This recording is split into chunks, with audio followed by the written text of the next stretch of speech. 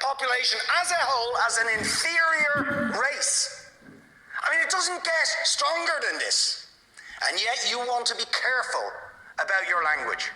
You're happy to correctly use the most strong and robust language to describe the crimes against humanity of Vladimir Putin, but you will not use the same strength of language when it comes to describing Israel's treatment of the Palestinians, when it is now being documented and detailed by two of the most respected human rights organisations in the world, and indeed has been alleged by dozens and dozens of non-governmental organisations, and to be honest, anybody who looks honestly at the decades of brutal, inhumane persecution of the Palestinians, successive assaults on Gaza, the annexation of their land and territory, the systematic application of...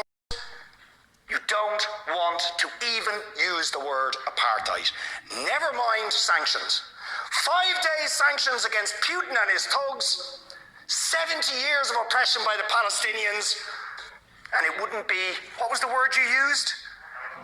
It wouldn't be helpful to impose sanctions. Amnesty International are calling for Israel to be referred to the International Criminal Court for crimes against humanity. Will you support it? They are calling for targeted sanctions against Israeli officials, just exactly the same types of sanctions you've just initiated against Vladimir Putin. Will you support it? And I think the answer is clearly you're not going to. And then we ask the question, why? Why?